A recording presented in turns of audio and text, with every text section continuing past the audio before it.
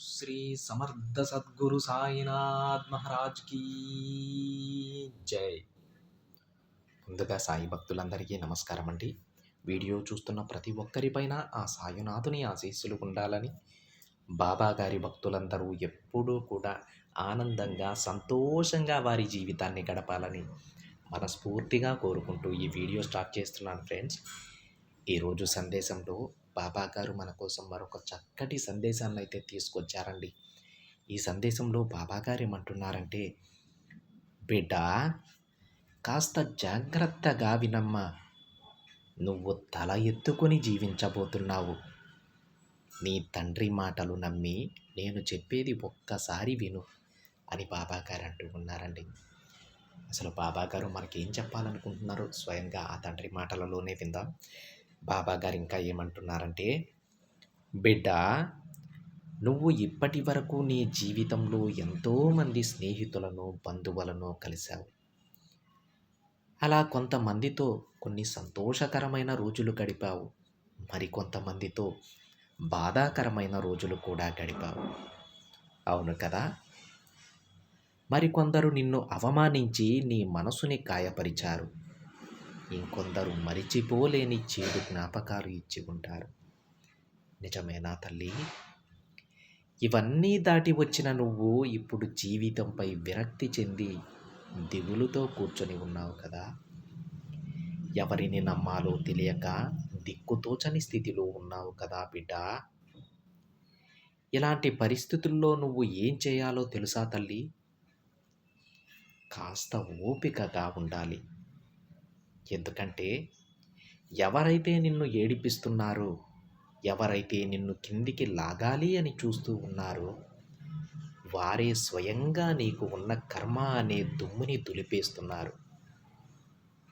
అవును బిడ్డ, కర్మ అనేది అందరూ అనుభవించాల్సిందే. నిన్ను ఎవరైతే బాధ పెడుతూ ఉన్నారో వారందరూ స్వయంగా వారి చేతులతోనే నీ కర్మను భాగాలుగా పంచుకుంటూ ఉన్నారమ్మా. ఇక నువ్వు దిగులు పడకు. వాళ్ళు పెట్టే బాధలకు నువ్వు కార్చే కన్నీరు నీ కర్మలను పూర్తిగా తుడిచేస్తుంది. నీ కర్మను పూర్తిగా వారు లాగేసుకుంటారు బిడ్డ. ఇక నీ కష్టాలు, వారి కష్టాలు అన్నీ వాళ్ళే అనుభవిస్తారు. అలాంటి వారికి నువ్వు కృతజ్ఞతలు చెప్పాలే కానీ నువ్వు బాధపడకూడదమ్మా. ఇక రాబోయే రోజులన్నీ నువ్వు గర్వంగా తల ఎత్తుకొని జీవించబోతున్నావు. నన్ను నమ్ము బిడ్డ. ఏం జరిగినా సరే అంతా మంచికే అనుకో. చిన్న చిన్న విషయాలకే భయపడి ఒక మూలన దిగులుగా కూర్చొని ఏడుస్తూ ఉంటావు ఎందుకు తల్లి? ఏదో కోల్పోయినట్టు దిగులుగా ఉంటావు. అలా ఎప్పుడూ ఉండకమ్మా. ఎప్పుడూ కూడా ఉండకు. ధైర్యంగా ఉండాలి. దేనినైనా ఎదిరించి నిలబడాలి. నేను ఏదైనా చేయగలను, విజయం సాధిస్తాను అన్న నమ్మకాన్ని నువ్వు పెంచుకోవాలి. అప్పుడు మాత్రమే అది నువ్వు కోరుకున్న విధంగా జరుగుతుంది. ఇప్పుడు ఏది వచ్చినా ఇది నాకు వచ్చిన చిన్న కష్టమే అనే ధైర్యంతో ఉన్నావు.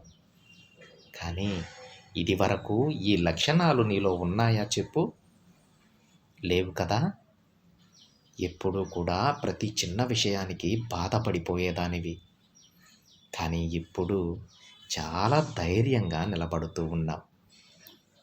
నా మాటలు విని చాలా ధైర్యంగా ఉన్నావమ్మా. నాకు చాలా సంతోషంగా ఉంది. కాబట్టి ఈ ధైర్యం నీ బాబా ఇచ్చింది. అందుకే ఆ గెలుపు కూడా నీ బాబానే నీకిస్తారు. నేను చూపిన మార్గంలో నడిచిన నా బిడ్డకి గెలుపు మార్గాన్ని చూపించడం నా బాధ్యతే కదా. ఆ గెలుపుని తన చేతిలో పెట్టడం కూడా నా బాధ్యతే. తప్పకుండా గెలుస్తావమ్మా. ఇక నీకు గెలుపు దారి నేను చూపిస్తాను. విజయం ఎప్పుడూ నీ వెంటనే ఉంటుందమ్మా. అన్ని అడ్డంకులు, ఆటంకాలు, అవమానాలు అన్నీ దాటి నువ్వు గర్వంగా తల ఎత్తుకొని జీవించబోతున్నావు బిడ్డ. దాన ధర్మాలలో నా బిడ్డదే పై చెయ్యి. అందరికీ సాయం చేస్తుంది. సాయి బిడ్డవైన నువ్వు రాజులాగా బ్రతకబోతున్నావు బిడ్డ. ఎప్పుడూ కూడా నీలో ఉన్న ధైర్యాన్ని, నమ్మకాన్ని మాత్రం వదులుకోకు తల్లి. ఎవ్వరికీ భయపడాల్సిన పని లేదు. నీకు తోడుగా నేనున్నానమ్మా. నా చెయ్యి పట్టుకొని నడు. విజయం కోసం పోరాడు. గెలుపు తప్పకుండా నీ వశమవుతుంది. నీ సాయి మాటలు అర్థమయ్యాయి కదా. ప్రశాంతంగా పడుకో తల్లి. నీకంతా శుభం జరుగుతుంది అని బాబాగారు అంటూ ఉన్నారండి.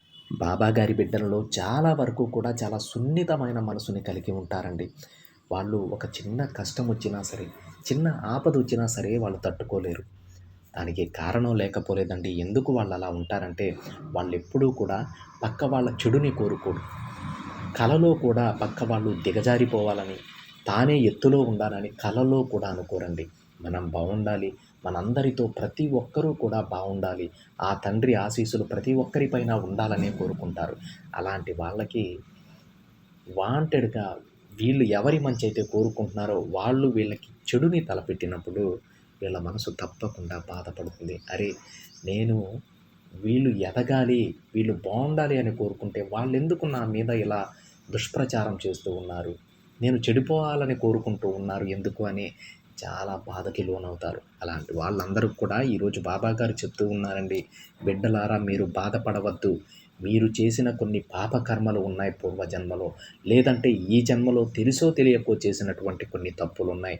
అవన్నీ వాళ్ళు లాక్కుంటున్నారమ్మా. మీ కర్మలను, మీ పాపకర్మలను, మీరు అనుభవించాల్సిన కష్టాలను వాళ్ళ చేతులారా వాళ్ళు తీసుకుంటున్నారు. మీరు సంతోషించండి.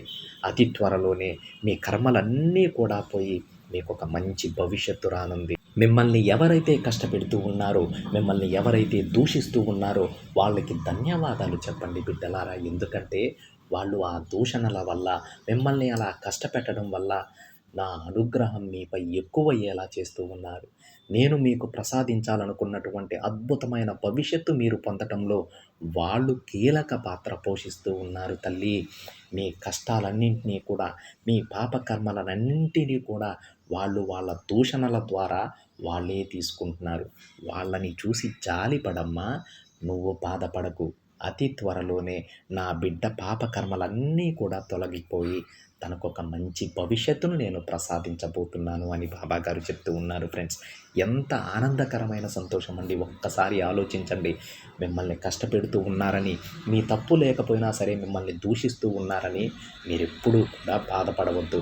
బాబాగారు చెప్పినట్టు వాళ్ళని చూసి జాలిపడండి. అయ్యో, ఇప్పటి వరకు నేను కష్టపడ్డాను, ఇకపై కష్టపడటం వాళ్ళ వంతే, ఈ కష్టాలను వాళ్ళు ఎలా అనుభవిస్తారో అని వాళ్ళని చూసి జాలిపడండి ఫ్రెండ్స్. ఎందుకంటే ఇక కష్టపడటం వాళ్ళ వంతు. మనం కష్టపడాల్సినటువంటి సమయం అయిపోయింది.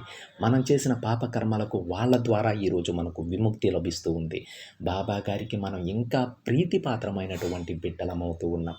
వాళ్ళకి ధన్యవాదాలు చెప్పండి. మీరు సంతోషంగా ఉండండి. మీకెప్పుడూ కూడా ఆ తండ్రి ఆశీస్సులు ఉంటాయండి. ఇది ఫ్రెండ్స్ ఈరోజు బాబా గారి సందేశం.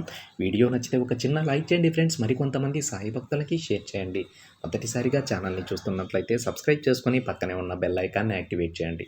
మరొక బాబా గారి సందేశంతో మరొక వీడియోలో కలుద్దాం. అంతవరకు ఓం సాయిరామ్.